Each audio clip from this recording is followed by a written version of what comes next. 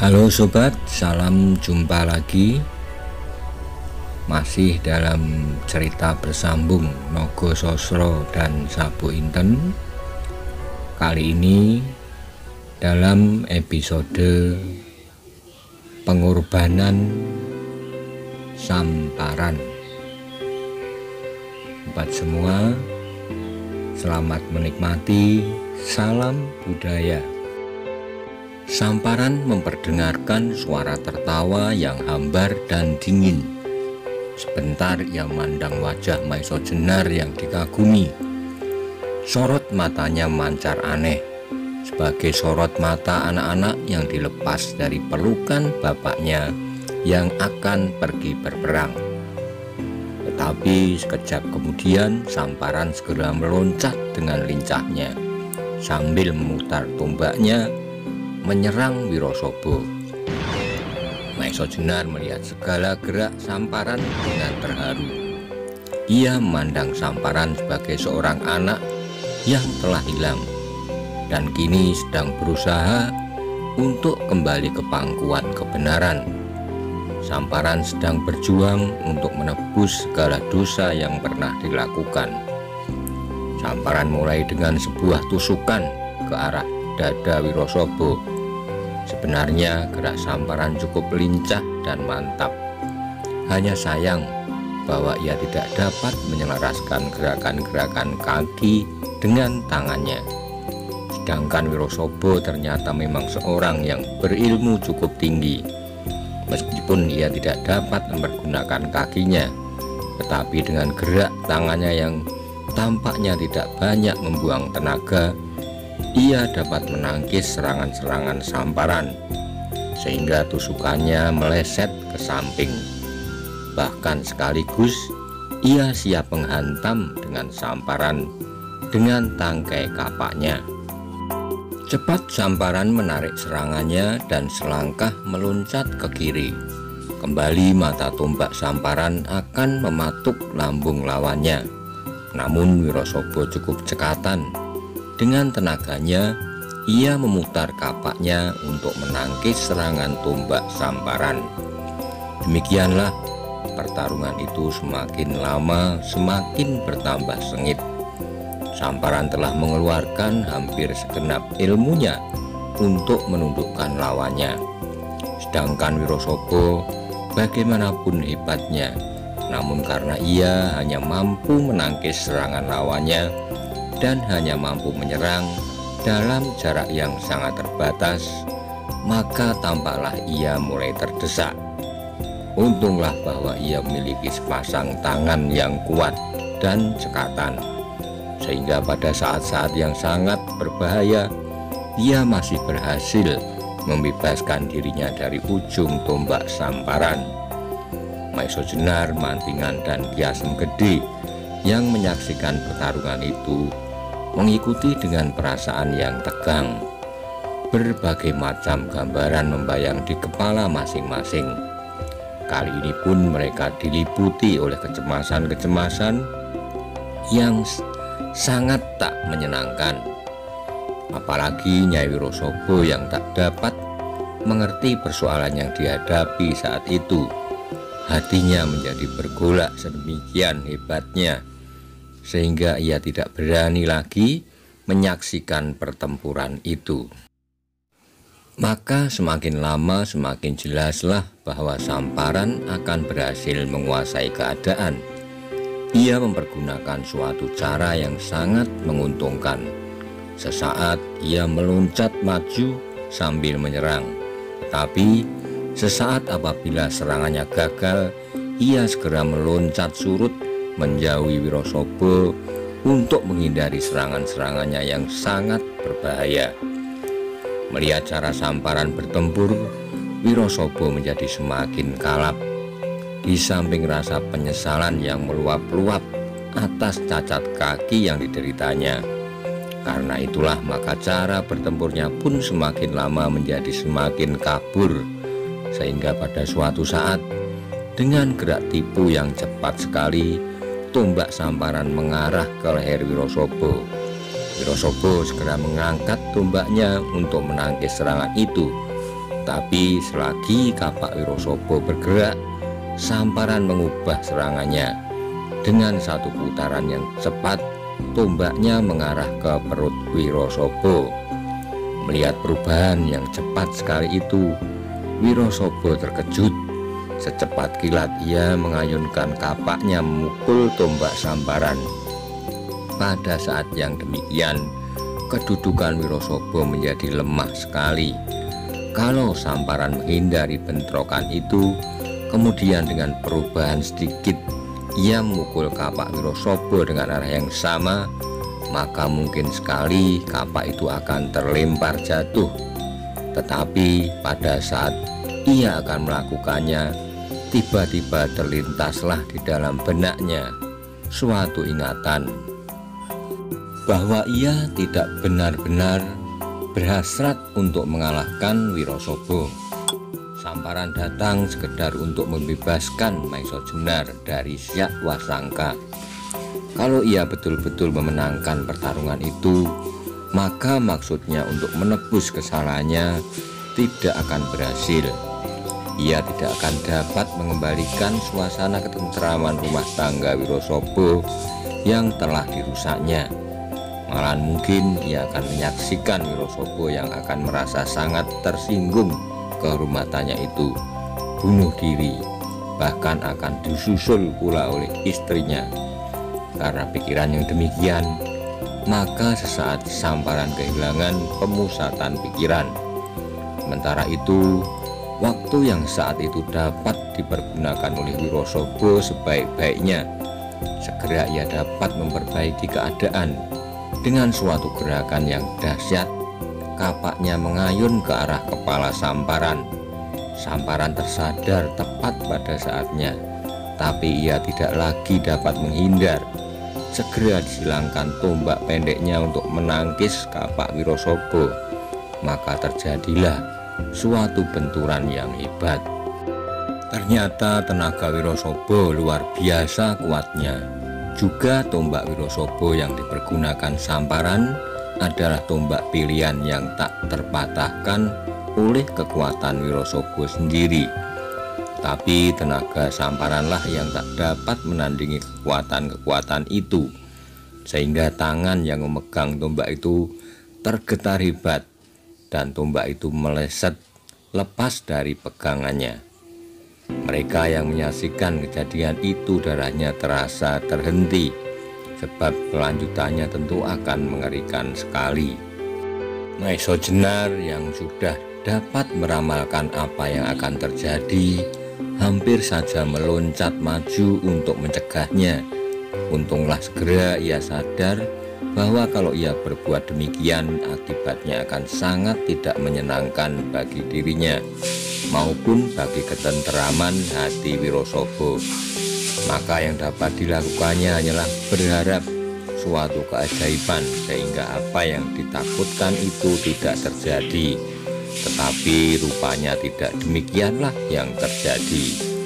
Tombak Samparan yang disilangkan itu berhasil menyelamatkan kepalanya, tetapi kapak Wirosobo yang terayun demikian derasnya dan digerakkan oleh kekuatan yang luar biasa itu tidak seberapa mengalami perubahan arah.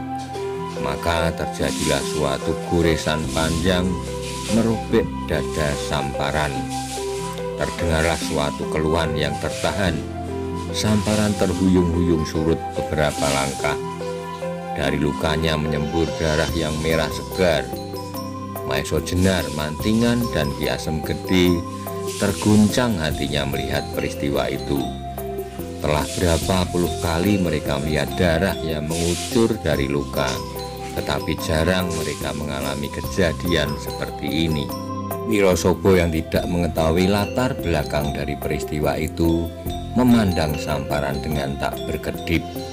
Dari wajahnya memancar perasaan puas dan dendam sedalam lautan.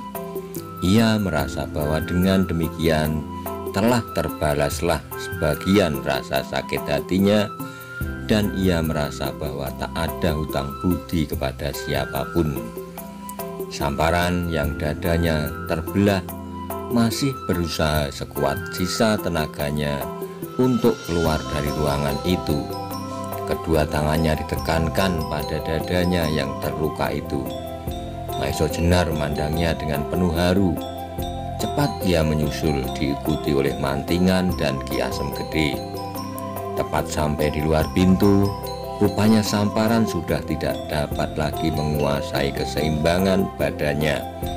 Untunglah bahwa Maesa Jenar cepat menangkapnya ketika ia hampir saja terjatuh, dan dengan perlahan-lahan Samparan diletakkan di atas tanah.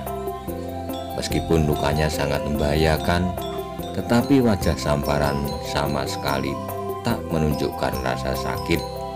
Bahkan dengan tenangnya ia memandang Maesa Jenar, Mantingan, dan Ki Asem Gede berganti-ganti. Kemudian dengan tersenyum ia berkata, "Ki Asem Gede, Ki Dalang Mantingan, dan Ki Sanak Maesa Jenar, aku sudah berusaha untuk mengurangi kesalahanku.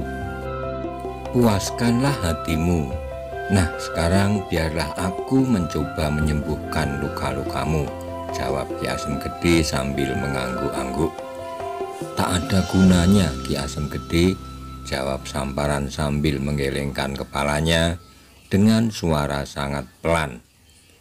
"Biarlah aku coba," desak Ki Asem Gede, meskipun ia sendiri sudah melihat bahwa hampir tak ada kemungkinan untuk mengobati luka Samparan itu.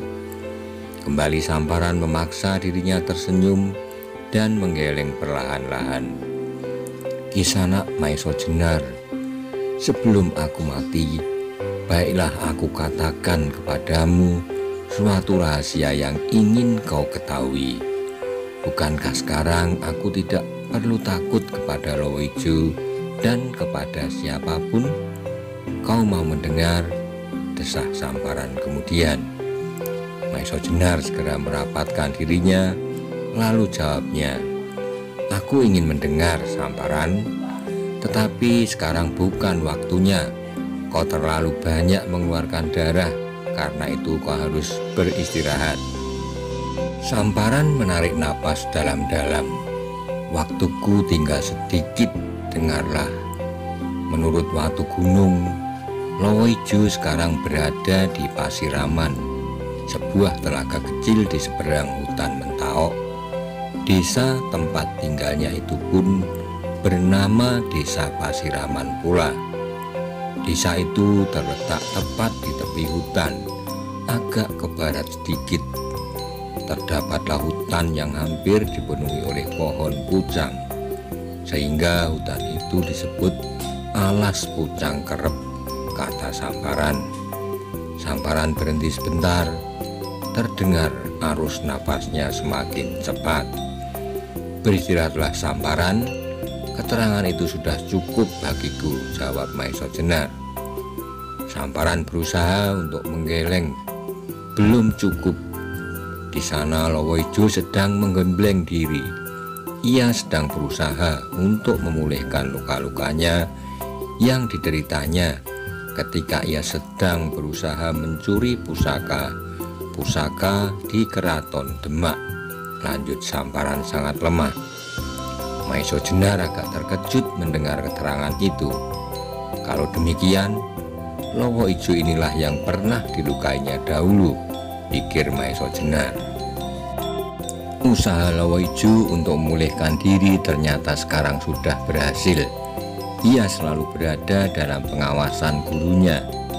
Aku belum pernah bertemu dengan gurunya itu, tetapi seperti apa digambarkan oleh Watu Gunung, aku dapat membayangkan bahwa gurunya itu adalah seorang iblis yang jarang ada duanya, sambung Samparan sambil berbisik-bisik. Maesa Jenar menjadi tertarik pada cerita Samparan, sehingga ia lupa bahwa ia berhadapan dengan seorang yang luka berat. Maka desaknya tidak sabar, "Siapakah nama gurunya itu?" "Ia adalah seorang yang mempunyai kesaktian luar biasa. Namanya Pasing Singan." "Pasing Singan?" ulang Maesa Jenar. Terkejutnya bukan alang kepalang. Maiso Jenar pernah mendengar nama itu dari gurunya, baik Syekh Siti Jenar maupun Ki Ageng Pengging Sepuh. Tapi tokoh ini sama sekali tak digambarkan sebagai seorang tokoh yang aneh dan sakti. Tetapi yang didengarnya, Pasingsingan adalah seorang yang luhur budi, seorang penolong yang tak pernah memperkenalkan wajah aslinya karena ia selalu memakai topeng. Hanya karena itu, topeng dibuat sedemikian kasar dan jelek, maka Pasingsingan digambarkan sebagai seorang yang berwajah menakutkan. Adakah sesuatu peristiwa yang terjadi sehingga tokoh itu berbalik diri dari lingkungan putih ke lingkungan hitam? Tetapi sementara itu Samparan telah mulai berbisik lagi. Beberapa waktu yang lalu, Lowo Ijo pernah dilukai oleh seorang Senopati Demak waktu ia sedang berusaha untuk mendapatkan pusaka. Mendengar cerita ini, Maiso Jenar semakin tertarik. Kisanak, dalam lingkungan golongan hitam terdapat suatu kepercayaan bahwa barang siapa memiliki sepasang pusaka yang mereka perebutkan adalah suatu pertanda bahwa orang itu akan dapat merajai seluruh golongan hitam. Dengan demikian akan cukup kekuatan dan dukungan bila pada suatu saat mendirikan suatu pemerintahan tandingan yang kekuasaannya akan dapat menyaingi kekuasaan Demak. Suara Samparan menjadi semakin perlahan-lahan, tetapi masih cukup jelas. Sedangkan Lowo Ijo atas petunjuk Pasingsingan akan mencuri langsung pusaka asli yang menurunkan sepasang pusaka yang diperebutkan itu. Lanjut Samparan. Apakah wujud dan nama pusaka itu? Tiba-tiba Ki Asem Gede menyela. Samparan menarik napas untuk mengatasi denyut jantungnya yang semakin memburu. Pusaka-pusaka itu berupa keris seekor naga bersisik 1000 dan sebuah keris lain berlekuk 11 dengan pamor yang memancarkan cahaya kebiru-biruan. Nogo Sosro dan Sabu Inten, potong dalam mantingan mengejutkan. Ya, demikian mereka menyebut namanya, Nogo Sosro dan Sabu Inten. Tetapi yang sepasang yang mereka perebutkan itu masih meragukan. Pasingsingan mengira bahwa keris itu hanyalah keturunannya saja, sedangkan yang asli masih berada di keraton. Untunglah bahwa pada saat Lowo Ijo akan mencuri pusaka itu, ada 2 orang prajurit terlepas dari pengaruh sirepnya yang terkenal. 4 orang anak buah Lowo Ijo terbunuh, sedangkan Lowo Ijo sendiri terluka di bagian dalam dadanya. Jelas Samparan. Sekarang Maiso Jenar semakin bertambah jelas bahwa Lowo Ijo yang berusaha memasuki gedung perbendaharaan itulah yang dimaksud oleh Samparan. Untunglah bahwa ada orang-orang yang seperti kedua prajurit itu. Alangkah gagahnya. Kemudian Lowo Ijo dapat mendengar bahwa kedua prajurit itu bernama Ronggo Tohjoyo dan Gajah Alit, tambah Samparan. Sekarang Ki Asem Gede dan mantingan yang terperanjat. Ronggo Tohjoyo adalah Maiso Jenar. Jadi kalau demikian Maiso Jenar pernah bertempur, bahkan melukai Lowo Ijo. Dengan tak mereka sadari, terloncatlah sebuah pertanyaan dari mulut Ki Asem Gede. Jadi anak mas yang pernah melukai Lowo Ijo? Mendengar pertanyaan ini, Maiso Jenar menjadi bimbang sebentar. Samparan yang meskipun dalam keadaan parah, tampak wajahnya berubah hebat mendengar pertanyaan Ki Asem Gede itu. Ia menyebutkan bahwa yang melukai Lowo Ijo adalah Ronggo Tohjoyo dan Gajah Alit. Tetapi mengapa Ki Asem Gede bertanya kepada Maiso Jenar?